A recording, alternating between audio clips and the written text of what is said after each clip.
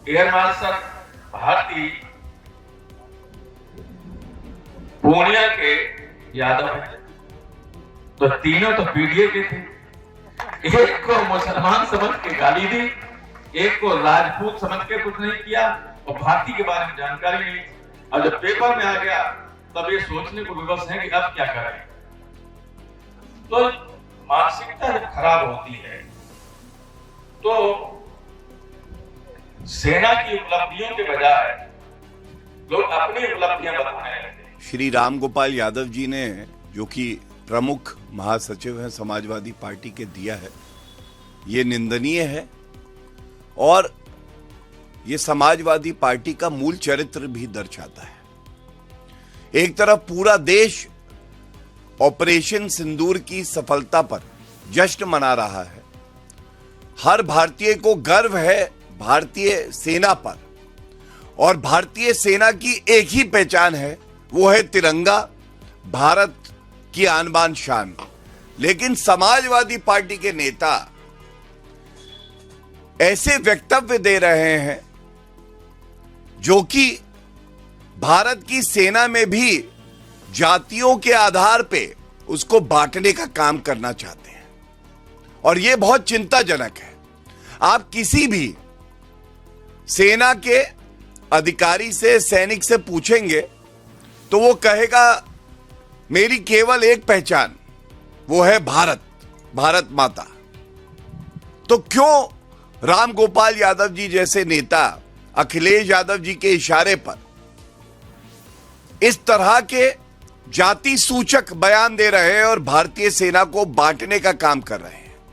दूसरा, जो हमारे लिए सम्मानित है, हम गौरवान्वित हैं, हमारी बहन विंग कमांडर व्योमिका सिंह जी, उनका नाम नहीं पता है समाजवादी पार्टी के वरिष्ठ नेता को। वो कह रहे हैं फलाना। अच्छा, क्या आप बताइए, आम नागरिक इतना परिपक्व है, उसको समझ है, वो सल्यूट कर रहा है विंग कमांडर व्योमिका सिंह जी को, लेकिन समाजवादी पार्टी के वरिष्ठ नेता नाम भी नहीं जानते हैं हमारी बहन का।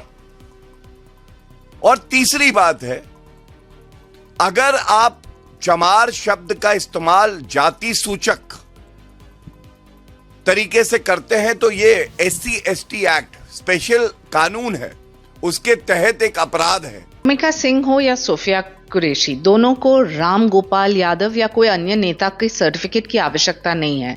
सोफिया कुरैशी का ट्रैक रिकॉर्ड देखिए, 2004 से 2006 वो एक प्लेटून कमांडर थी। 2007 से 2009 वो United Nations peace keeping mission में थी कांगो में। 2010 से 2013 वो एक सीनियर इंस्ट्रक्टर थी IMA में। 2014 से 2017 वो एक बटालियन सेकंड इन कमांड थी, और 2018 में वो एक कमांडिंग ऑफिसर थी। वैसे ही आप व्योमिका सिंह को देखें, वो जात पात धर्म के आधार पे आगे नहीं बढ़ी है। ये दोनों महिला सक्षम है।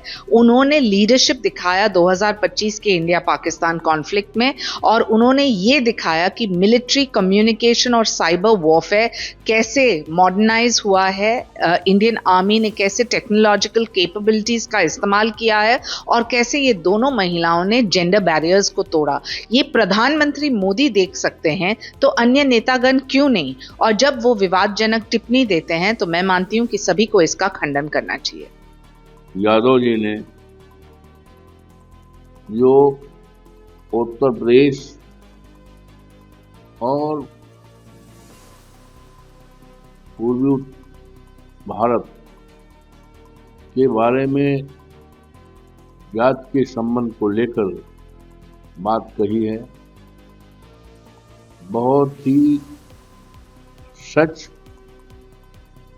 और तार्किक बात कही है, और जिसमें किसी साक्ष्य की जरूरत नहीं है, किसी एविडेंस की जरूरत नहीं है।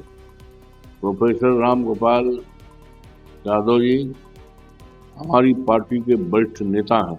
जात का पूरी तरह से खुल्लम खुल्ला इस सरकार ने जात के नाम पर, धर्म के नाम पर काम किया है, जबकि सरकार के लोगों ने पहले ही कहा था कि हम सबका साथ सबका विकास, सबका सम्मान करेंगे। योगी बाबा ने तो यहाँ तक निर्देश कर दिया था कि जो होटल्स हैं, ढाबे हैं, दुकानें हैं, उन दुकानों के सामने भी कुछ लिखा जाए नाम। ये सोच है, ये मानसिकता है, ये देश को मजबूत करने की, राष्ट्र को मजबूत करने की ये सोच नहीं है।